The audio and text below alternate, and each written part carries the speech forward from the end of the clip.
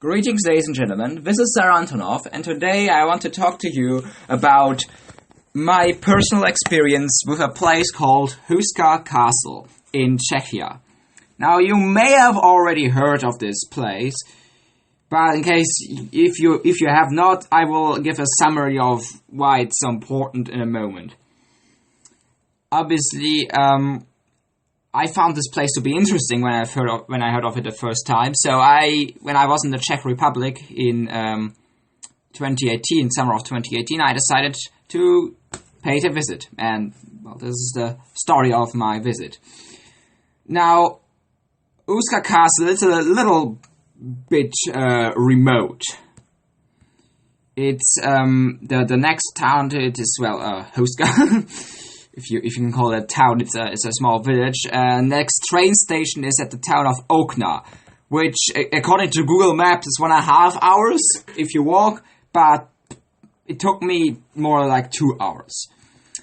So I had to take a train from Prague very early in the morning. It took me about 2 hours to get there, I believe. I had to change one time in some town in between, and yeah, then I arrived at Okna, which already is a very, very small town.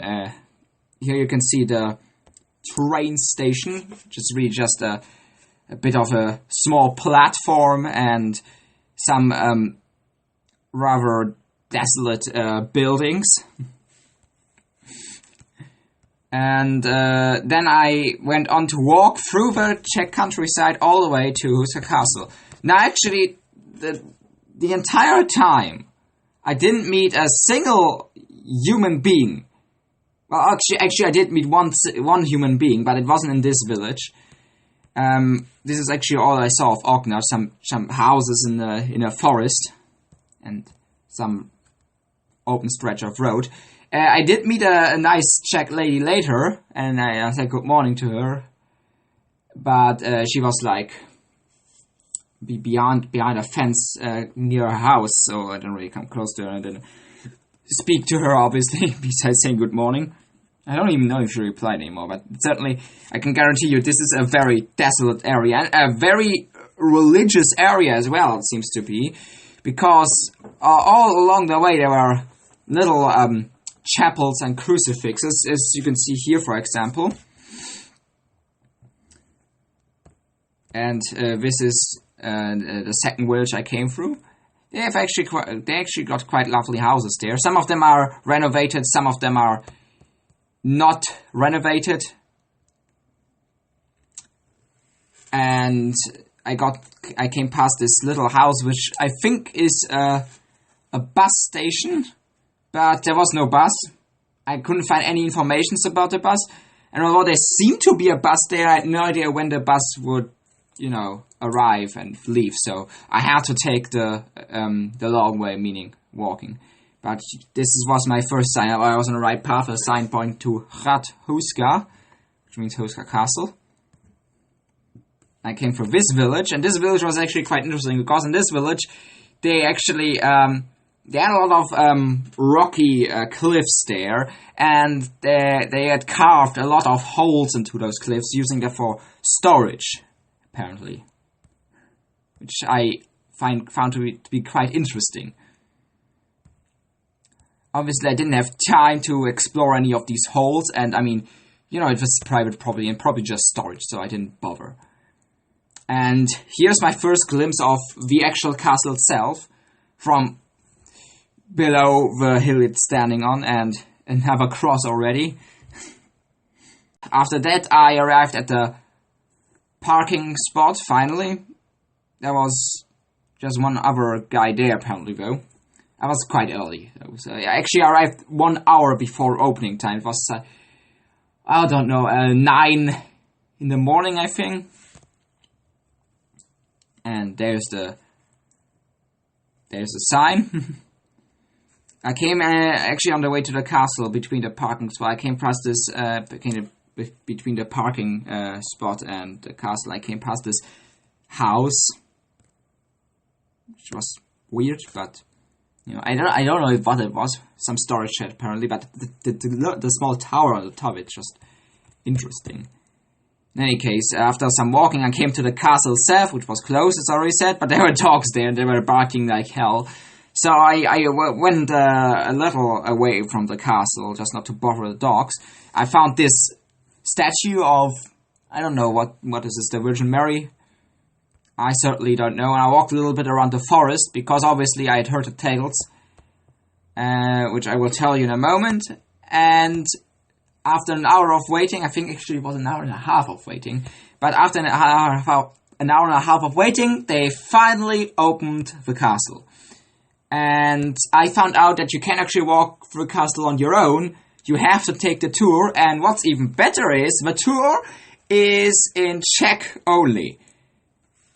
Luckily for me, they had a few pieces of paper with an English version of the tour, though, to be fair, it wasn't that comprehensive, so it probably wasn't a one-to-one translation of the whole tour, just a summary. But it's better than nothing, so I took it, and I went into the castle itself. And now, before we go on the tour itself, I'm obviously gonna talk about the backstory of the castle itself. So what you may have heard as well is, I've actually not checked on these stories anytime recently. I heard them a few years ago, but the details aren't very important. Basically, where this castle stands today, there used to be, or there still is, according to many people, a hole that leads directly into hell, a bottomless pit. And out of this bottomless pit used to come demons and malformed hybrid creatures and monsters that used to terrorize the countryside and the local people. Really, really horrible stuff. And one story in particular I want to retell that I heard was that one day they decided to tell a local criminal, that if he let them lower him into the hole on a rope, he would gain his freedom afterwards. So the criminal agreed, and they tied a rope around him, lowered him into the hole. But after a while, the guy, he suddenly started screaming. Like screaming like he had seen the most horrible thing ever. So they pulled him out again, but by the time he was at the surface, he was not only dead, he was also much older than any person that ever lived. Really, really old. And that's when they decided something needed to be done about this hole. So, rather than let the demons fly around their area anymore, they built Houska Castle atop this hole. More specifically, they built the castle around the hole to keep the demons from getting out, and atop the hole itself, they built a chapel. And this chapel still stands today, along with the castle, obviously.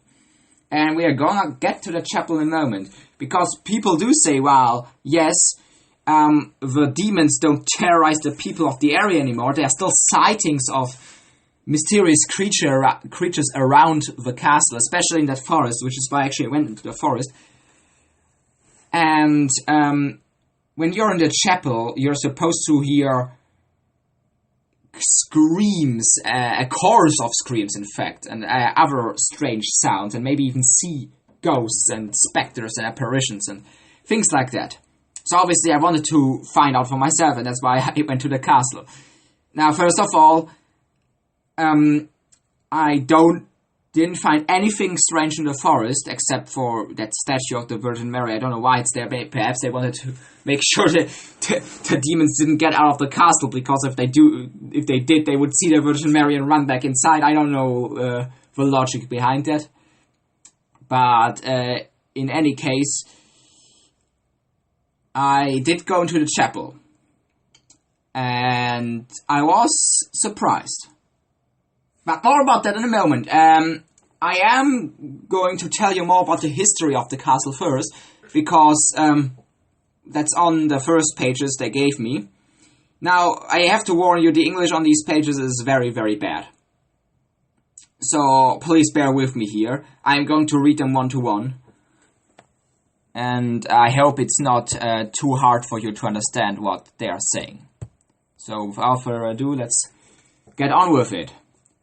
Even though the castle Houska was first time mentioned in 1316, now it is believed that it had already existed during the rule of the Czech king Wenceslas I from 1230 to 1253. It is quite possible that the exact location of this castle had already been populated before the arrival of Christianity. After Wenceslas I, Przemysl II, Ottokar and Wenceslas II, the latter one ruling until 1305, were owners of this castle. And after that, ownership of the castle passed on to the noble family of the Masters of Duba, the most powerful clan in the history of this country. Houska was also owned by other noble families, such as Masters of Smirice, Chrzan of Harazo, Albrecht of Wladstein, that's Wallenstein in German, Veronica of Sulz, Hippolyta of Hofkirchen, the noble family of Kunich, Princess Hohenlohe, and Countess Eleonora Adrassi. Finally, in 1924, the castle was bought by the president of the Skoda Company, Senator Mr. Joseph Simonek. He was given a noble status by monarch Karl I of Austria-Hungary before buying the castle. At present, the castle is in the hands of great-grandson of Mr. Simonek, who received it back in the restitution in the 90s. That's the first page. And now we go into the inner courtyard, and the next page is about this inner courtyard. I will be showing you pictures of the inner courtyard on the screen as well. I don't know what this thing in the middle, this fountain, is about, but maybe there used to be a statue of the devil standing there, because that foot looks, I don't know, it just reminds me of some demon or devil thing. But I have no idea what's up with that. But as you can see, people, probably tourists, throw their coins in there. The inner courtyard. During the Gothic period, the castle was built only with 3 wing walls. The 7th wing wall was added later during the Renaissance period conversion. That gave the castle its present appearance. The 7th wing of the castle, the way you entered the inner courtyard, was during the Gothic time surrounded by a castle vallum, a stone fence, where in front of used to be a long moat. The whole outer courtyard of this castle is artificially mounded. And during the 30 Years' War, the originally unconquerable castle had to be made accessible. Regarding to the decision, ordinance of the monarch Ferdinand III. Yes, that's exactly what it says here. That's why I'm reading in such a strange way. My English isn't that bad. The courtyard gallery built on the inner walls used to be wooden. On every wall you can notice small doors. Those were used to heat up inner rooms and terraces, I guess. Some of this is cut off, so I have to fill in the blanks myself. From those were also heated the castle walls. On the highest floor, you can see the typical Gothic windows with lancet Gothic arch. These were used before the conversion of the southern castle wing wall, as mentioned above. The castle was built on a sandstone rock, as you could already notice while approaching the outer courtyard. You will see that on the pictures I included earlier. And as you will see also inside of this castle. Sand rock grows throughout the castle and creates some of its walls. Unfortunately, as part of the decision of Ferdinand III, a decision made after the 30 Years' War to make the castle easier accessible, was also to fill up some rooms that were cut into the sand rock under the castle. Today it is not sure what rooms there were and where used to be the entrance to a hall that would have led to the valley under the castle. A watchtower was also destroyed, even fortifications situated in the corners of the castle. Also, most were filled up with earth and columns were torn down. Making the castle accessible was a necessary price to be paid in the 17th century for allowing its existence. So I just want to add to that, as you can see, Houska Castle doesn't look like a typical castle anymore, and I guess that's due to Ferdinand III's restoration after the 30 Years' War. Now this tells of apparently a hole or tunnel that used to lead from the castle into the valley that is not around anymore. What I can tell you that is that there is in fact a room underneath the castle, cut into the sandstone, a little hole. I don't know how modern that is, but it's like a small cellar, and it has a figure of a devil sitting on a throne there, because obviously gate to hell and everything. That's the first page of the castle, the castle guide. Now we move on to the castle chapel, which is the interesting part. I'm going to read this page to you, and then I'm going to tell you the thing you've all been waiting for, which is, what about the screams and the gate to hell and the demonic apparitions and all of that? The castle chapel is the oldest part of the Gothic castle, especially the original fresco paintings on the walls. Those are listed among the most spectacular frescoes of that time in Central Europe. Not easily noticeable are the motifs of crucifixion, undressing and whipping of Jesus Christ. Notice also double effigy of Archangel Michael next to the door entrance as he fights with a dragon, and conflict between good and evil. On the other side of a scene from the Last Judgment Day, Archangel Michael weighs human souls. Above his head, in his right hand, he is holding a sword, being prepared to punish sinners. On the right side from him, over the window, you can see a statue of Saint Christopher, a patron of alchemists, a gold digger, gold bearer, and bearer of Christ. It is said that who looks at Saint Christopher, he should not experience anything bad that day. Feel free to use this opportunity. I did, and well, I didn't experience anything bad on the day, but we'll get to that in a moment. On the west side of this chapel, under the pulpit, you can notice a fresco that could not be explained by any true expert, according to this pamphlet at least. It is truly unique. It is named Fraumein. That the gender of the archer is female is the first and only fact that can be agreed on. Even in the institution of monuments, this fresco registered as a female centaur. Notice its back and the tail. Even more, she is pointing on a human with an arrow. And even more, you are right now facing the only ever painted left-handed female archer in the whole world. The stretches the bowstring by her left hand. She stretches the bowstring by her left hand. Sorry, this is a little blurry. A half-human, half-animal threatens a human by her arrow, and furthermore, the creature is left-handed. Now, the rest of this is a little blurry as well. It says something about finding explanations if you search in literature books that can mention Castle Houska. You may often find other names for this castle. A gate to hell, a pit to hell, or even a gate to another world. Right under this chapel, under your feet, should have cracked earth at the end of the 9th century, splitting the sand rock. The gap was supposed to be so deep that our ancestors started to name it the Gate to Hell.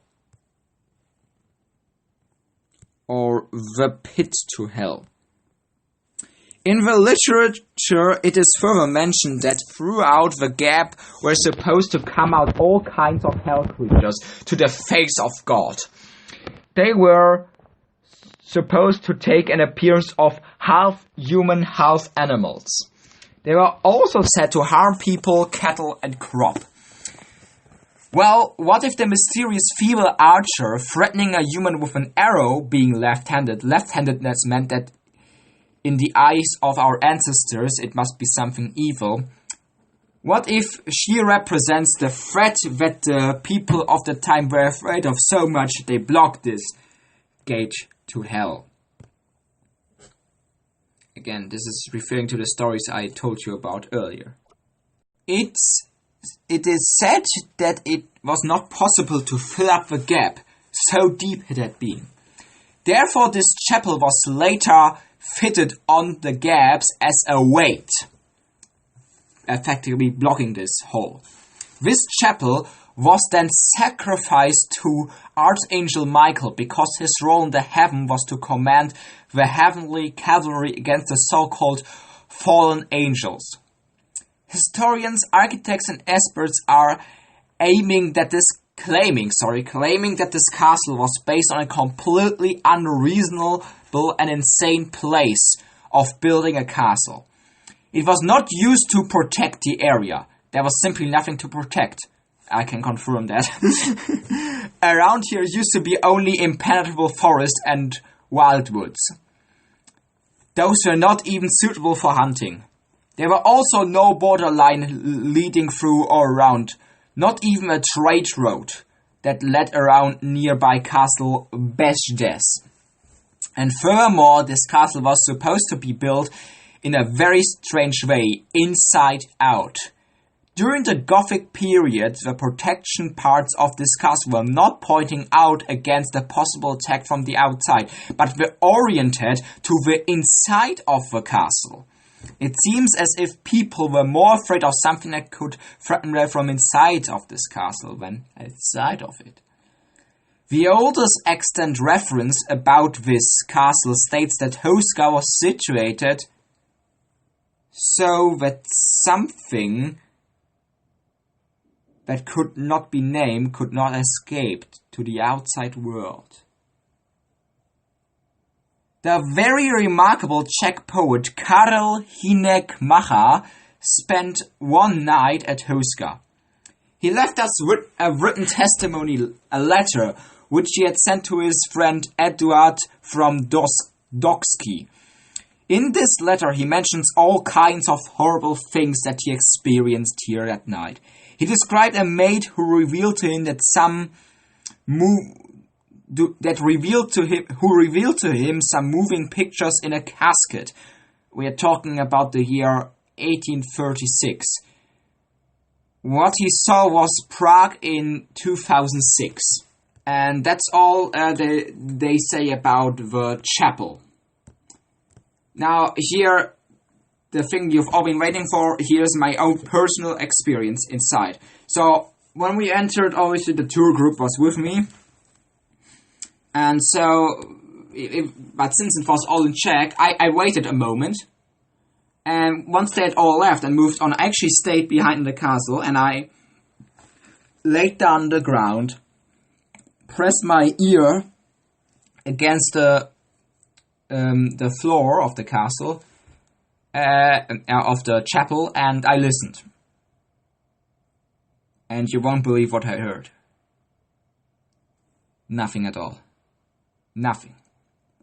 There was no ghosts, there was no monsters, there was no screams, there weren't any strange noises. Nothing. I laid there for about a minute or two, and there was absolutely nothing. I spent about 5 minutes alone, perhaps, inside of the chapel. And still nothing.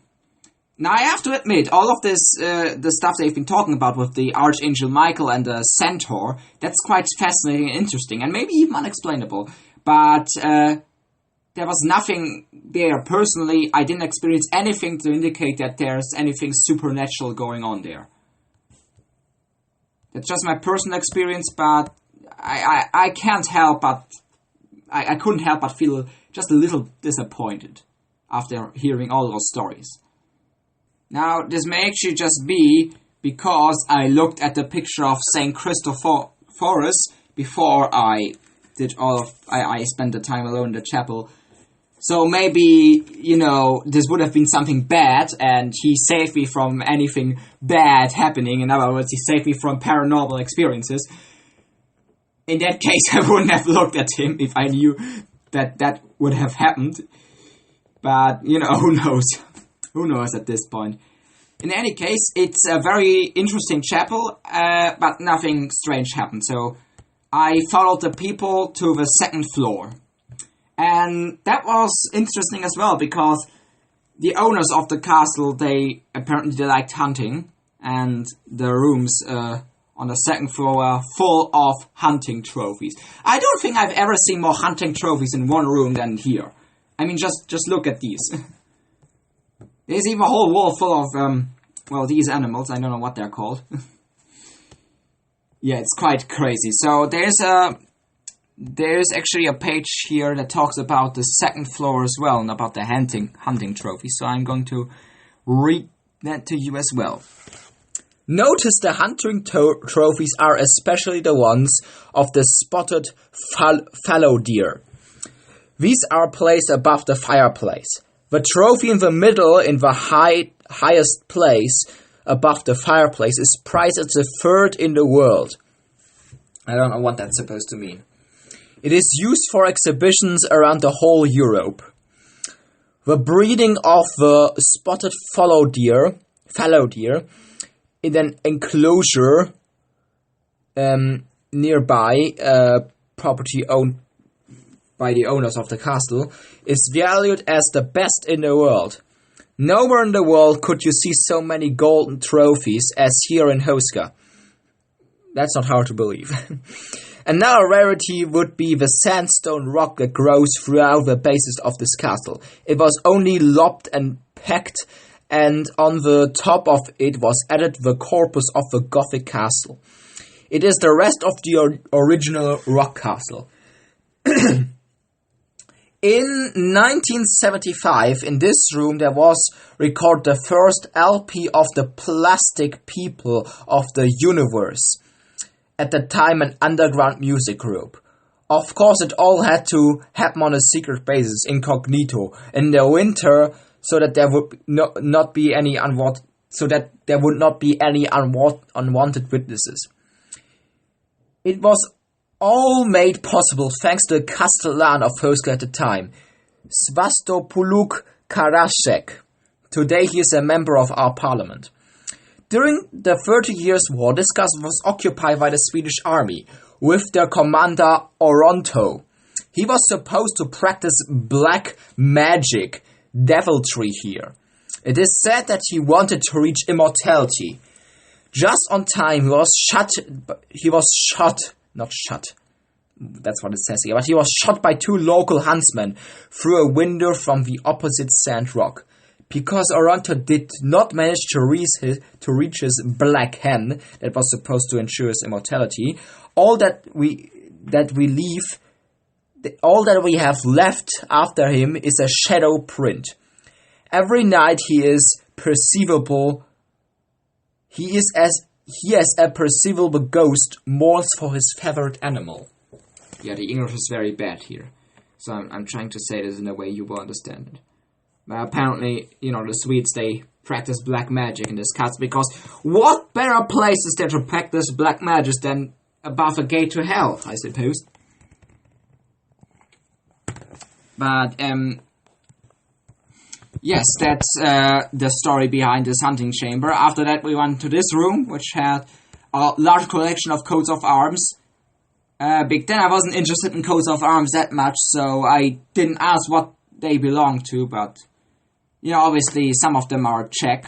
I mean, I guess all of them have something to do with Czechia, or at least the families that used to rule here, but some of them are, you know, there's the Bohemian line, for example, and there's a flag here, which obviously has the coat of arms of Bohemia, Moravia, and Silesia on it, and also the coat of arms of the House of Luxembourg, which once used to rule over Bohemia. And there was also a couple of cannons and a big shield for some reason. Now we came to I'd say the second most interesting part of the castle, although it's also very interesting, to be quite honest. The chapel and this room, they're both the most interesting parts of the castle. You're seeing the pictures of this room on your screen now, and I'm going to read what the guide has to say about it. Here you can notice the original Gothic ceiling crossvault. It is a typical for the Gothic period. The paintings on the walls are from the Renaissance period, originated in the 15th century. These pictures the smeltering plans of the king's castles Piszczek and Zwickov. The other interesting things are the coat of arms of masters of Koldische, Duba, Habsburg, and I suppose that means Habsburg, and Strandberg. Under the hood of, unfortunately not extant Gothic fireplace, you can see the oldest known image of Houska. You're seeing it as well right now. This is the appearance of the castle shortly after the 30 Years' War, before being rebuilt by Ferdinand III. I guess here it looks more like a proper castle. On the wall, situated against the window, you can notice the welcoming parade to St. Ludmila, grandmother of St. Wenceslas. She was a wife of the first Czech prince Boris, if that's the way to pronounce that, and mother of Spifinev and Vratislav. You can also see her statue that is situated about 50 meters in front of the outer courtyard. On the way to the viewpoint, you may see her on your left side.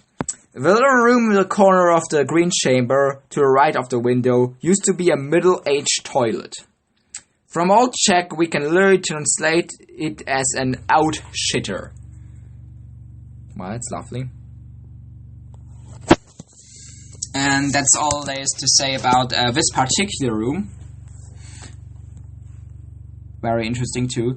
This was actually the last interesting room of the castle, right? Because after this we just went to modern looking rooms like this one and then back down again. There is one page here which can't really be translated very well, but it says what I can make out is that castle was nationalized in the 50s. It was used as a night spa, and today the room you're looking at right now is used for receptions and stuff like that. On the way to the staircase on the second floor, it is possible to enter a small room in the corner level on the right side. Originally, it used to be a Gothic night hall in the Renaissance with another floor added to this hall. Yes, it just talks about these halls, but there's nothing special here. It just talks about how it's night, how there's rooms and stuff. Here the next page is actually talks about the underground rooms I told you about earlier. So let's read this one. Castle Houska has today quite small underground rooms that were cut out of the sand rock. Those spaces simulate especially to cave beds, their natural habitat. The reason why Castle Houska was placed under the care of a protection program, to be specific, it concerns 3 small cellars accessible from the inner courtyard. One of them was originally during the Gothic period used as a rainwater storage tank. Rainwater was let down by a wooden tray from the roof of the castle. The cellars, size about 4 to 4 meters, are placed right under the courtyard. Well, let's leave those spaces to the protected animals, because there is for sure less cave bad than humans. The English. So now for some final words. I'm still reading what the paper says. All the reconstructions and conversions that take place on Houska throughout the year are financed by the entrance fees as well as the earnings of the owner from their fields, woods and animal enclosures inherited from their great-grandfathers. In the name of the owners, I would like to thank you for contributing to the castle. And after the year 1919, this castle was open to the public. And thanks to these contributions, we were able to reconstruct this and hold middle-age markets here, medieval markets, and annual meetings with Czech music stars and stuff like that. Houska takes an unusual place on the lists of castles. The reason might be that it is still being revered, I think it's supposed to say, even from the perspective of all kinds of experts. You might not able to find this castle on some older maps, even with the fact that this castle is older than nearby castles. In the period from 1938 till 1945, there are missing documents about this place in the archives. Maybe they were cleared out on purpose. The castle was in the hands of the German army, and the SS commander may have been situated here. Observers claim that behind the walls of this castle was realized the breeding of a pure race. The castle was supposedly visited by Nazi chiefs, and after the war it was necessary to clear it from mines. Houska served as a meeting point for experts on castles, UFOs, psychotronics. They talk about Houska as a cosmic construction, claiming that it is even possible to teleport from here. There are even people who feel some sort of psychical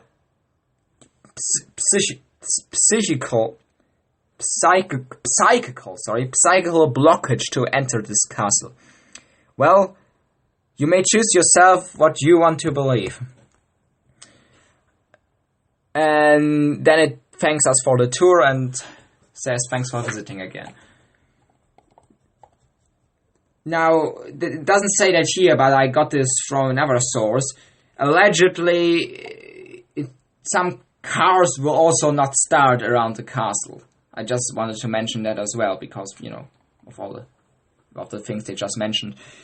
And to give my final opinion on all of these stuff, the not moving cars, the screams, the ghostly figures and demons in the forest and the castle itself, I did not experience anything out of the ordinary when I visited the castle.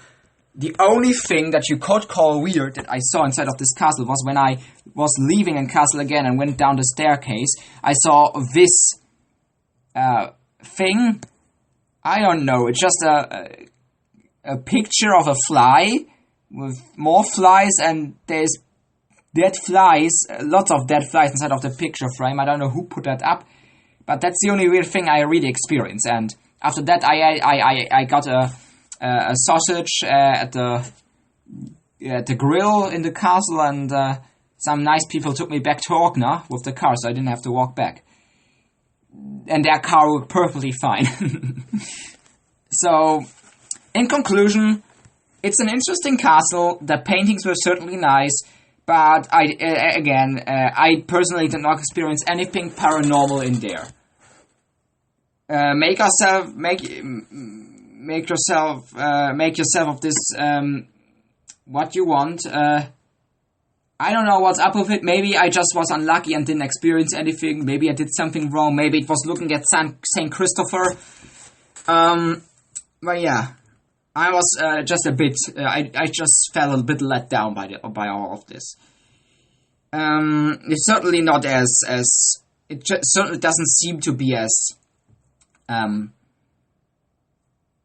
doesn't seem to be the place the people who talk about it make it out to be, with all the paranormal happenings and stuff. But again, maybe I was just unlucky, although the people I spoke to didn't experience anything else either, so, you know. That being said, just because the chapel has these nice wall paintings, and because of that one room with the other lovely wall paintings, I would still say a visit is worth it if you have a car of your own, and if you happen to be in the area. There is nice stuff in that area in general as well, I believe. For example, there are very nice rock formations just a little to the south at a place called Houska Castle, if that's the right way to pronounce it. So if you ever find yourself in this area and you've got a car, check out Houska Castle. It's worth it if you meet these conditions. But if you don't have a car, if you're not in this area, if you need to take a train there and walk all of the 2 hours to get there, I'd say it's not worth it. Don't do it.